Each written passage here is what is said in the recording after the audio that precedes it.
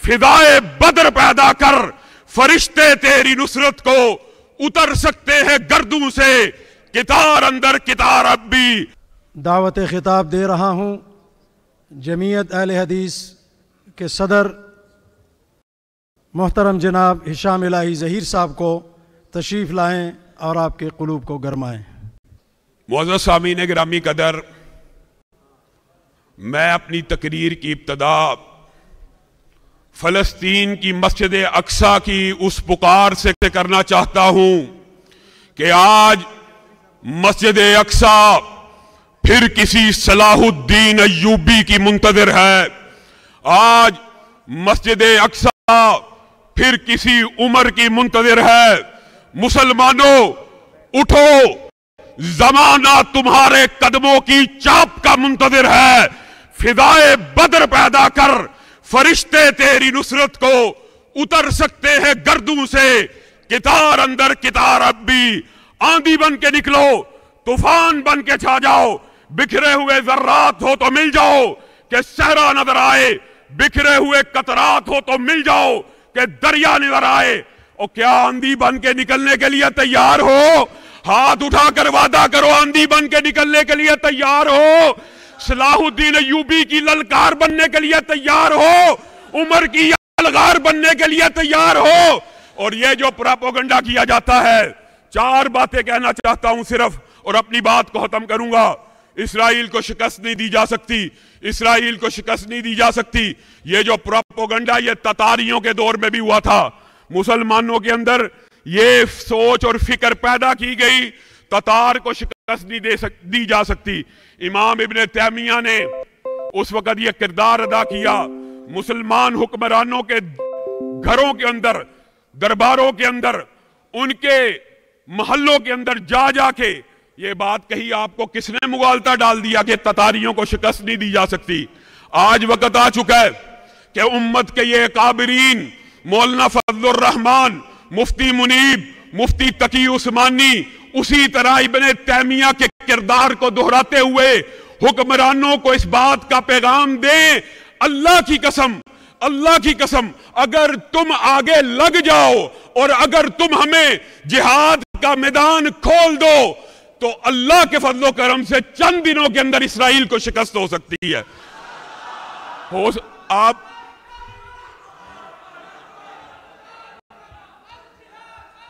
मुझे एक बात बताइए, यह कौन सा फलसफा है? इसराइल को शिकस्त नहीं हो सकती।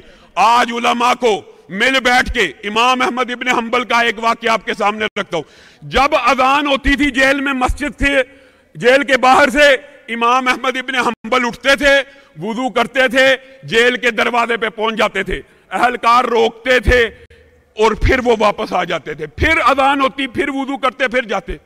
अहलकार कहते हैं आप इतना अरसा बीत गया, हर अजान के ऊपर उठते हैं और दरवाजे पे आते हैं, हम आपको वापस भेज देते हैं।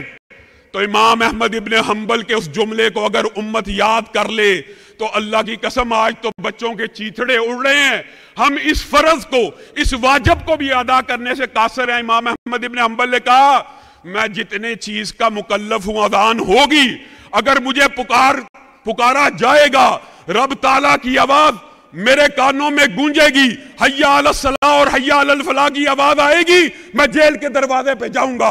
ओ मुसलमानों, कमजोर मुसलमानों, मस्जिद अक्सा पुकार रही है और मेरे और आपके ऊपर इतना भी वाजिब नहीं कि हम हुक्मरानों के दरवाजों के सामने खड़े होकर उनके मुर्दा ज़मीरों को जगाएं कि निकलो। और अल्लाह के बंदों तैयार हो के नहीं, हुक्मरानों के दरवाजों पे जाने के लिए तैयार हो के नहीं। जिहाद मैंडेट है। बाद लोग अजीब बातें करते हैं, अजीबोगरीब फलसफा। सोशल मीडिया के हवाले से भी चंद बातें जरूर करना चाहता हूं। मौलवी साहब जिहाद का फतवा कब देंगे? मौलवी साहब जिहाद का फतवा कब देंगे? अल्लाह के बंदो 1400 साल पहले अल्लाह ने जिहाद को वाजिब करार दे दिया, रसूलुल्लाह ने फर्ज करार दे दिया। दोबारा फतवा देने की जरूरत है? ये मौलवियों से कौन सा फतवा मांगते हैं? ये मौलवी और उलमा का तमस्खुर, ये जो लिबरल और सेकुलर लोग हैं ना, इस तरह उड़ाते हैं। खुद मोहब्बती माफिया जो ऊंट के पांव के कटने के ऊपर तो चीहो पुकार करती है, आज मस्जिद अक्सा के अंदर बच्चों के चीथड़े उड़े हैं, कहां है इंसानी हकूक की तंजीमें? ये इस्लामाबाद इंसानी हकूक की तंजीमों का गढ़ है। कहां है मोमबत्ती माफिया? कहां है इंसानियत के चैंपियन? क्या गजा के अंदर और मस्जिद अक्सा के अंदर इंसान नहीं मारे? मौलवी साहब कब फतवा देंगे? मौलवी ने जैसे फतवा देना है तो मोमबत्ती माफिया ने सबसे पहले जाके जिहाद शुरू कर देना। ये इनकी असलियत है, ये हमसे फतवे मांगते हैं। फतवे रसूलुल्लाह सल्लल्लाहु अलैहि वसल्लम दे चुके, अल्लाह का हुक्म आ चुका है। उलमा का जो बात है वो ये इन्होंने नहीं समझनी। अगर ये चाहते हैं कि उलमा प्राइवेट जिहाद का ऐलान कर दें, यहां से हम लश्कर कशी कर दें, तो उलमा इस चीज के कायल नहीं है। यह जिहाद फर्ज हुआ है किनके ऊपर? मुसलमान हुक्मरानों के ऊपर फर्ज हुआ है। और दूसरी बात यह भी कहना चाहता हूं मेरे भाइयों, अल्लाह के बंदो, अल्लाह के बंदो, ये जो पाकिस्तान के अंदर मुख्तलिफ ब्रांड्स हैं, मुख्तलिफ फ्रेंचाइजीज हैं, और मैं ये इत्तेहाद उम्मत की कमेटी को यह भी मुतालबा करता हूं कि एक कमेटी बनाई जाए। दो अलमिया इस बारे में। पहला अलमिया यह फ्रांस गुस्ताही करता है, सारी प्रोडक्ट्स फ्रांस की हो जाती है। नीदरलैंड से गुस्ताही होती है, सारी प्रोडक्ट्स नीदरलैंड की हो जाती है। डेनमार्क गुस्ताही करता है, सारी प्रोडक्ट्स डेनमार्क की हो जाती हैं। आजकल हर प्रोडक्ट इसराइल की हो गई है। एक कमेटी बैठे जो हकीकत में इसराइल की प्रोडक्ट्स हैं उनके बारे में फैसला किया जाए। डेनमार्क के अंदर गुस्ताहाना हाके छपे, ये सारी प्रोडक्ट्स जी डेनमार्क की है। फ्रांस में गुस्ताहाना छपे, ये जी सारी प्रोडक्ट्स फ्रांस की है। अब इसराइल के साथ तनाज़ा है, सारी प्रोडक्ट्स इसराइल की होगी। अल्लाह के बंदो, जो प्रोडक्ट्स इसराइल की हैं, ये लोग बैठे, माहिरीन यहां पे कमेटी उलमा तश्कील करें और जो हकीकी प्रोडक्ट्स है उनका बायकॉट किया जाए। और बायकॉट का मतलब हमले नहीं है, जलाओ गिराओ नहीं है। अल्लाह के बंदो, ये बात भी ज़हन नशीन रखो। कल मैंने एक टीवी के ऊपर ये कह दिया कि ये जो KFC या मुख्तलिफ ब्रांचों को जलाना, इस्लाम के अंदर तो दुराने जिहाद औरतों, बच्चों, अमलाक को, दरख्तों को जलाने की इजाजत नहीं है।